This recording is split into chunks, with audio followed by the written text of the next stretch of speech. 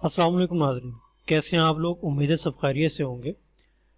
आज जो टॉपिक हमारा है वो चैप्टर नंबर 2 से हम स्टार्ट लेंगे, जिसका नाम है क्लिनिकल साइकोलॉजी।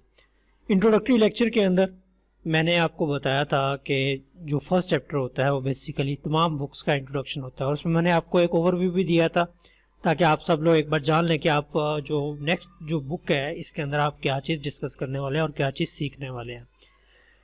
तो हम लोगों ने स्टार्ट लिया है आज सेकंड चैप्टर से। आज हमारा बाकायदा इस चीज़ का आगाज़ है, तो हम लोग स्टार्ट कर लेते हैं उसे।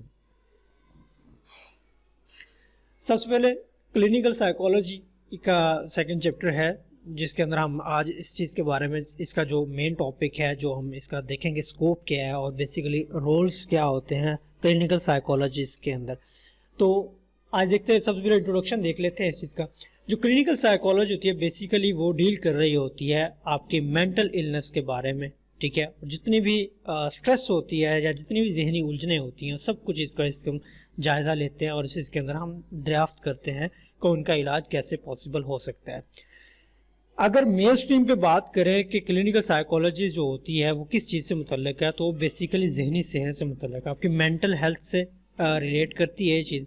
इसका जो बेसिक जो कंसर्न होता है वो आपके सेहत के मुतल्लिक होता है, जो कि आपकी मेंटल हेल्थ होती है।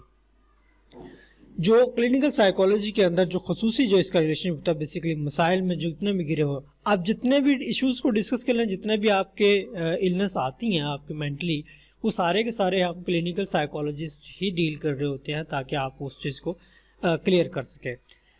ये जो ब्रांच होती है ये बेसिकली उन मसाइल में मुब्तला जितने भी अफराद उनकी ज़िंदगी को बेहतर बनाने के लिए, ठीक है, और ये सारे का सारा टैकल करने के लिए आपकी जितनी भी मेंटल इलनेस हैं उनको अच्छे से उनको क्योर करने के लिए, उनका इलाज करने के लिए ये क्लिनिकल साइकोलॉजिस्ट वर्क कर रहे होते हैं।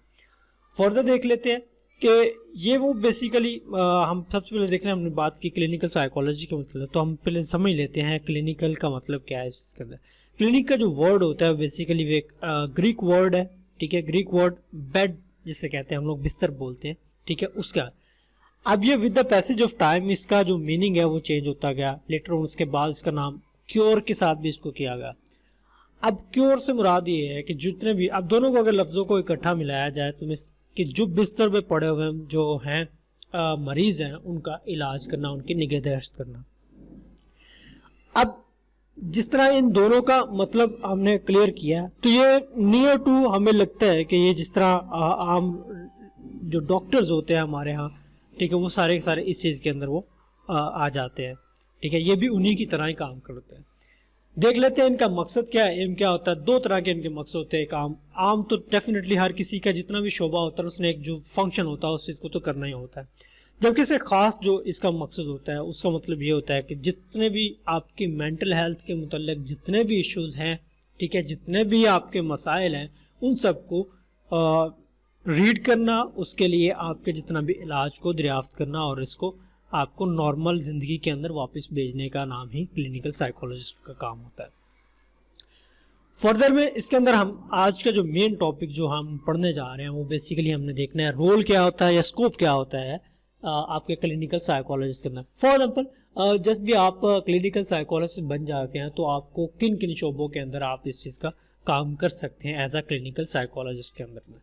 सबसे पहले आपको जैसे ही बता दिया गया कि नफ्सियाती इलाज ही होता है, ठीक है। ये मुआलजती जितने माहिर नफ्सियात होते हैं इनका ज़्यादातर वक्त जो होता है वो मरीज़ों के अंदर ही गुजरता होता है एज़ कम्पेयर टू डॉक्टर्स के साथ ही। ये बेसिकली क्लिनिक्स भी आप इसके खोल सकते हैं, ठीक है।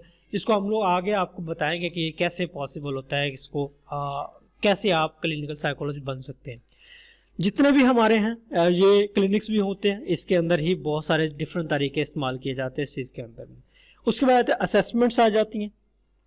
असेसमेंट्स में क्या होता है कि जितने भी जहरी अमराज का जो इलाज करने से पहले हर मर्ज़ की एक तशख़ीस करनी होती है, हमें डायग्नोज करना होता है कि उसका मर्ज़ आखिर है कौन सा, ताकि उसके मुताबिक अकॉर्डिंग टू दैट इशू हम उसका इलाज को पॉसिबल कर सकते हैं। अब इसके लिए कई मेथड्स हो सकते हैं। आप क्लिनिकल जो आपकी टेक्निक्स यूज़ कर सकते हैं, ठीक है, या आप इंटरव्यू का मेथड भी यूज़ कर सकते हैं, जो कि आपने ऑलरेडी फर्स्ट चैप्टर में भी फर्स्ट पार्ट के अंदर भी इसका पढ़े हुए हैं सारे।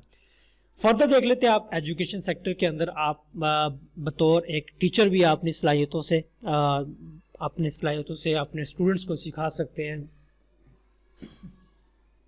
या आपको जस्ट वैसे एक लेक्चर्स जो अवेयरनेस के बारे में होता है, सोशल अवेयरनेस हो सकती है, उनके लिए भी आप लोग अपने लेक्चर्स को रिकॉर्ड करवा सकते हैं, जिससे आपको अपने असातिज़ा की भी और अपने स्टूडेंट्स की भी सबकी हेल्प कर सकते हैं। नेक्स्ट हमारे पास आता है हॉस्पिटल्स होते हैं। तो डेफिनेटली आपके हॉस्पिटल्स के अंदर भी साइकोलॉजिस्ट की सीट्स होती हैं, ठीक है, वो वहाँ पर भी काम कर रहे होते हैं। ये बेसिकली एक जो मरीज़ों को मोटिवेट कर रहे होते हैं ताकि वो अपना इलाज को कंप्लीट कर सकें। फर्दर आता है क्लिनिकल साइकोलॉजिस्ट से ही क्लिनिक अपने निजी या प्राइवेट क्लिनिक भी बना के बैठे होते हैं, डॉक्टर्स जितने भी होते हैं, ठीक है, ये आप अपना क्लिनिक भी इसको खोल के आप लोगों को हेल्प कर सकते हैं इसके अंदर। फिर आता है वेलफेयर, जितनी भी ऑर्गेनाइजेशन होती हैं, एनजीओज होती हैं, आप उसके अंदर भी चाहे किसी के लिए भी काम किएगा तो आप उनके अंदर भी अपना रोल प्ले कर सकते हैं। उसके बाद आता है जो भी आपके फैंटम हाउस हो गए, ठीक है, जिसके अंदर जो पागल खाना जिसे आप कहते हैं, ठीक है, वो वहाँ पर भी आप खुद को प्रोड्यूस कर सकते हैं, ठीक है, वहाँ पर अभी आप अपनी सर्विसेज दे सकते हैं। ये जितने भी ऐसे अदारे होते हैं, ठीक है, चाहे वो लोकल हो या इंटरनेशनल हो, ठीक है, तो माहिरीन जितने भी होते हैं आपके मुआलजाती जो होते हैं वही इसके ज़िम्मेदार भी होते हैं। उसमें आता है मुआलजाती सरपरस्ती, ये भी एक एजुकेशन मतलब एक किस्म होती है, ठीक है, इसके अंदर आप क्या कहते हैं जितने भी नए आने वाले अफराद की तरबियत कर रहे होते हैं और उनके तालीमी महारत का तकाजा यही होता है कि आप इसकी सरपरस्ती में तरबियत, फॉर एग्जाम्पल आप किसी अच्छे टीचर के सामने बैठ के अपना एजुकेशन करें तो आपको ज़्यादा अच्छे से वो चीज़ समझ में आ सकती है। फर्दर आता है रिसर्च के अंदर, तो रिसर्च तो आपने जिस तरह रिसर्च मेथड्स पढ़े थे फर्स्ट पार्ट के अंदर, तो सारे इसके अंदर भी आते हैं। उसकी क्लासिफिकेशन करना, फिर उसके सिम्टम्स को फाइंड करना, फिर क्योर को, फिर उसके ऊपर जितनी भी रिसर्च होती है वही सारे साइकोलॉजिस्ट ही कर रहे होते हैं।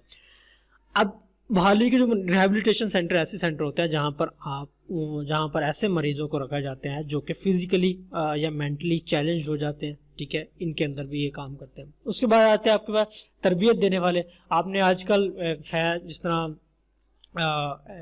जो टैफ्टा के अदारे हैं, ठीक है, वैसे आपके सनज़ार वगैरह हो गए, ठीक है, जो आपको टेक्निकल आपकी एबिलिटीज़ को बढ़ाने के लिए जो अदारे बनाए जाते हैं उसके अंदर भी जो साइकोलॉजिस्ट होता है वो काम कर रहे होते हैं। फर्दर आते हैं आपकी एनजीओज भी आ गई हैं। एनजीओज के अंदर भी आप जहरी अमराज जितने भी हो सकते हैं, अब तो हर जगह पे आप अपने रोल्स को प्ले कर सकते हैं। उसके बाद तरक मनशियात जिसको हम रिहेबिलिटेशन सेंटर भी कहते हैं, ठीक है, इसके अंदर ड्रग्स के रिलेटेड जितने भी आपके मरीज़ होते हैं या ड्रग्स को क्विट करने के लिए या उसके बाद की ज़िंदगी के अच्छे तरीके से गुजारने के लिए आप वहाँ पर भी इसकी सर्विसेज प्रोवाइड की जाती है।